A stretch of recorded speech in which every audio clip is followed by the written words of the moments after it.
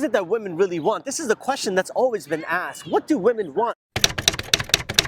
Assalamu alaikum, another episode of Ask SQ. You ask, I respond. That's how this thing goes. And today we have another juicy question. But before we do that, if you are new to this, make sure that you are subscribing, because we talk about all types of questions like this designed to help boost your iman, inshallah. So if you are someone who is in need of an iman boost, then this is the channel for you, inshallah. So let's get into the question. Assalamu alaikum, brother. I recently cheated on my husband.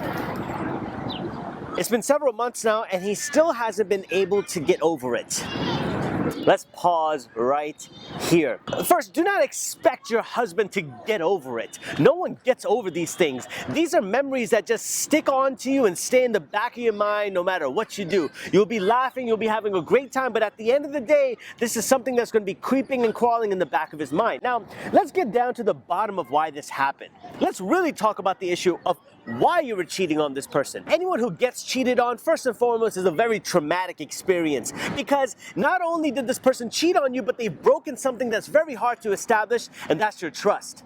Once the trust is broken, it's tough to trust humanity at all once again, because you're always going to be thinking, who else? If the person you love the most can betray you, then everyone else can as well, and this is something that really destroys your trust factor, and that's something very dangerous. So if you betray someone, or if you lose someone's trust in any matter, it doesn't have to be cheating, it could be in a business deal or whatever, just know that you're scarring them and you're traumatizing them from trusting humanity at large. You got to understand the effects of your actions, and those actions really affect that person, and it sort of traumatizes them, and we got to be more mindful of this. Now let's get to the bottom of this. Why did they cheat on you? What happens to the guy, it's very natural for them to feel very self-conscious about themselves and lose some self-esteem and become very possessive and wonder what you're doing every time you're on your phone, because they've been betrayed, and absolutely right for feeling this way. You have to get to the root of why did they cheat on you. Now, I'm not going to allow you to play the victim. That's not me. If you know me, that's not who I am. I'm going to ask you to ask yourself, why do you think they cheated on you? Do you think that it's because they have more money than you? Do you think it's because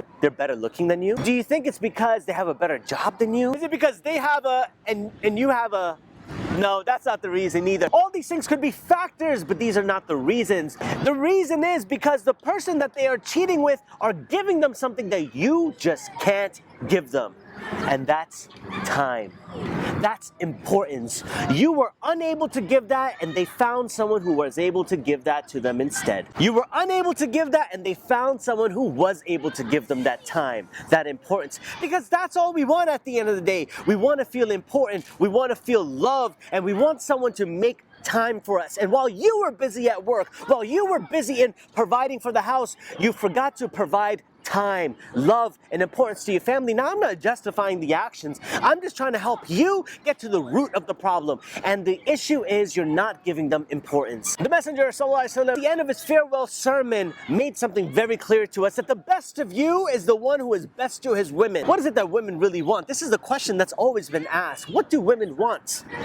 Women want time. Women want to feel important. They want a spouse that makes them feel important, and if you are not doing that, they're going to find someone else who makes them feel important. And today's day and age, it is not about a physical zina that gets committed. It's not about physical cheating. Sometimes they're cheating on you on their phone with someone on social media. Sometimes they're cheating on you with someone that they're tweeting right now, someone that they're on Instagram with, on Facebook with.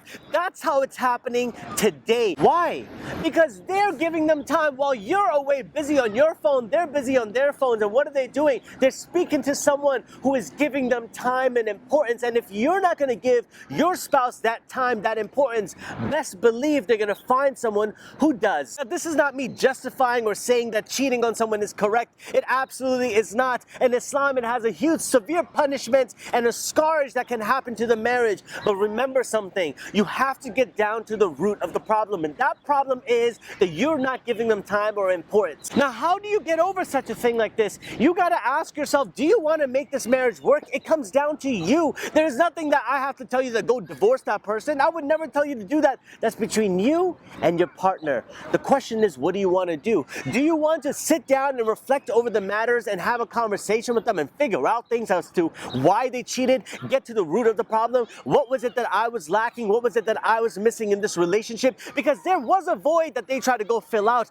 Are you going to sit with your partner and figure out what that void is? Or are you going to turn a blind eye and just divorce them? That's your choice. That's your matter. I respect your decisions. But remember something. If you made this mistake with them, when you get remarried again, don't expect to not make this mistake with the other person. If this is a blind spot in your marriage, in your relationship, it is best that you figure out, what is it that I am doing wrong? It's easy to blame that person. But what about these fingers that are blaming me? You got to figure out the root of the problem. Why did they cheat on you? Why are you having a bad relationship? What is the void that's missing in this relationship that's causing them to cheat on you? That's the bigger and deeper question that you got to ask. And until you figure that out, my friends, you're not going to get anywhere in your relationship. This was my advice. Inshallah, it's a very tough topic, and I want you to drop your feedback below. If you got this question and you were in my seat, what would you tell them? What would you suggest them? What would you advise them to do? And please, do not give me any haram police over here. Please don't tell me that you got to stone them and whip them. That's not what this is about. This is about you mentoring and advising and giving people hope, giving people's relationship hope, because that's what they need right now. Inshallah, you all benefited from this. If you have any feedback whatsoever, if you've ever been through this, please drop that below. You got a question? I got answers. DM me on any one of these social media platforms right here, Way of Life SQ. Until next time, I'm out.